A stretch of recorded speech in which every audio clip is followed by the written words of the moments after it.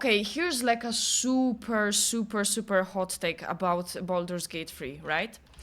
People basically gush about Baldur's Gate 3, and even the developers say like, oh my god, it has like 100 whatever endings, and I'm like, dude, that is literally not true. Because like, yes, you can have different like in maths, you can have maybe, I don't know, about 1,000 different ways to finish a game, but it doesn't mean that there are this many endings. Like, what the fuck? Over 1,000, they say. That is not true. This is literally not true. You can pick different choices during the campaign in the dialogue, but they are still gonna get you in the exact same place. Like, in general, there are just about few endings for the game, and that is like taking the crown for yourself, destroying it or giving it to Raphael or giving it to Gale, and maybe something like that. And the other additional endings on top of that and variations are connected to the romance plots from the companions, right? This is not 1,000. Like, people are so huffing copium if they really think that the game has over 1,000. Like, seriously, it's not that big of a deal. This is an incredible game, yes, absolutely, one of the best that ever came out, and especially recently, but it's nowhere near actual above like 1,000 endings. Like, be so for real. Hot take indeed. Yeah, I know. But as a person that spent a lot of time like just trying to get every single ending for Raphael, this is really like not that big of a deal. Because what people are referring to is just the minor variations, but the endings of the game are just a few. And they are great, don't get me wrong. Like, I'm not hating on the game, I'm just hating that it's like weirdly advertised in a way that like that's just not true, if that makes sense. Baldur's Gate 3 is amazing, but one playthrough I did most things I haven't managed to want to play through it again. I did spend 130 hours or so with that playthrough. Yeah, and chances are that you are never going to touch the product again, or at least not for years. And that's like another thing. I don't think Baldur's Gate 3 has that kind of a replayability as some people claim. My opinion is Baldur's Gate 2 is better with better story. I haven't played any other Baldur's Gate like games from the series, and I am not going to, because I am not a fan of turn-based games, basically. I really disliked fighting in Baldur's Gate 3. The only thing that kept me going is because I was low-key like interested in finding out what the Raphael plot is, and that's the only reason why I ever finished the game. If Raphael weren't there, I would have dropped it Act 1, most likely. Hot take, I never gone beyond Act 1 because I can't stand the gameplay, and I get it. I get it because I barely managed to go past Act 1, I mean. Like, if you are a D&D nerd, maybe you are going to enjoy it, but the way I despise D&D, oh my god. That's the hottest take so far. Why? Because I think there are many rules that are stupid when it comes to D&D, and I think that if Baldur's Gate 3 was never a work under D&D franchise, it would be at least twice as good of a title. And the reason why I think that way is because like Larian basically went for the 5th edition of D&D, right? And the way you level up in the game allows you to become like basically a semi-deity level-wise, I mean, because in the game you can, I think, squeeze out like 15 level, no, sorry, not 15, 13 maybe, something like that. Basically like on a ridiculously high level. Meanwhile, during like regular D&D campaigns, like tabletop stuff, you might go maybe like maximum 3 level or 4th level, and that's already a big deal in that kind of world, right? And in game you can go to like 13 or 12 or something like that. I don't remember, but basically it's very high. And the thing is, because it's already so high, by the time you are in Act 3, you are like super OP. And like, sure, your enemies are also powerful, but that's like necessary due to the gameplay, right? But basically, if the Larian, they started making a DLC for Baldur's Gate 3.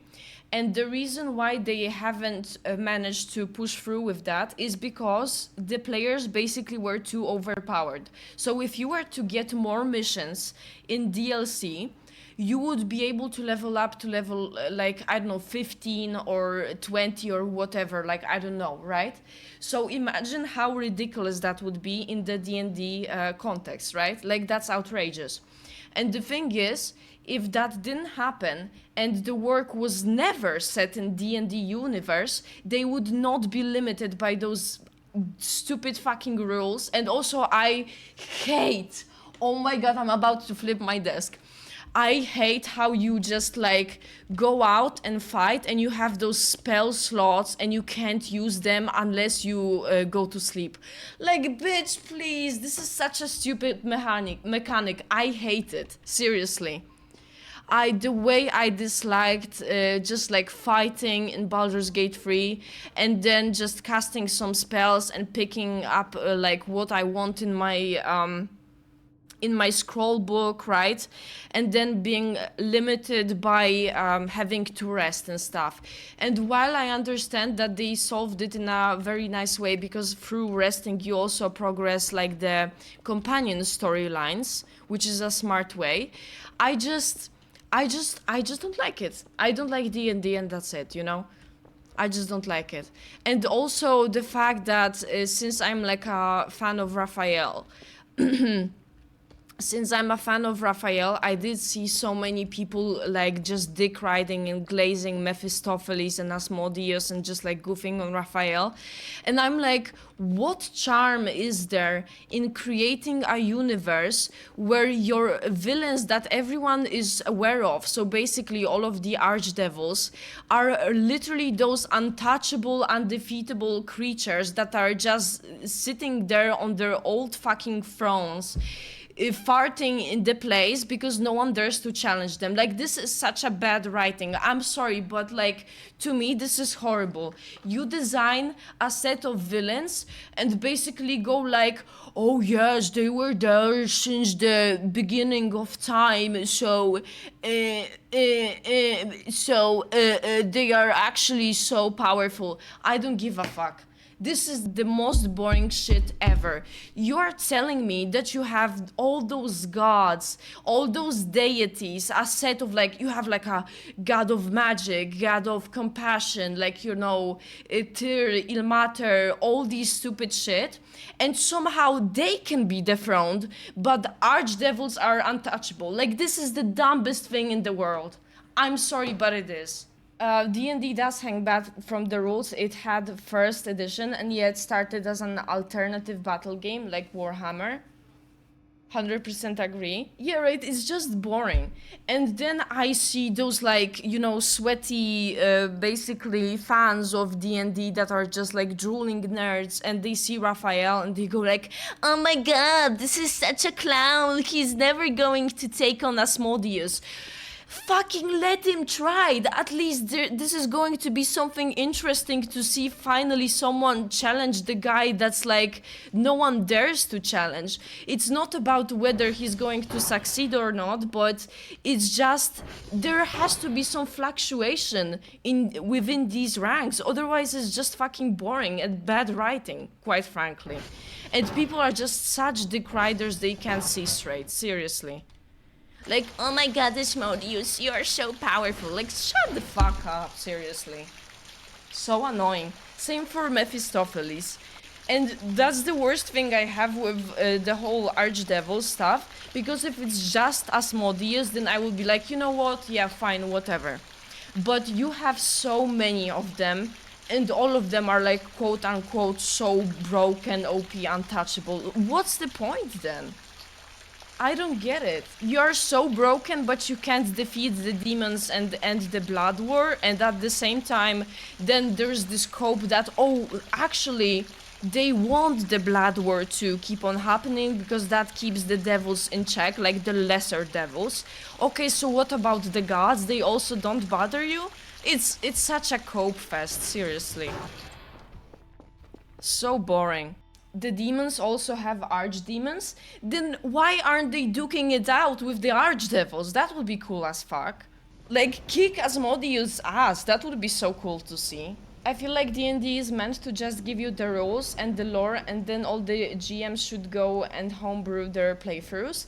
And you are absolutely right, Recorn. That's how it was intended to use. But that is also why I don't understand why so many people have such a difficult time accepting that these, creatures, these powerful, beings could be challenged. Because if D&D gives you just like a playground to play around with and just like a set of rules, like you are saying, then where is the problem with the those beings being challenged, right? I love the rant, not gonna lie, but I'm like spitting a bit though, right?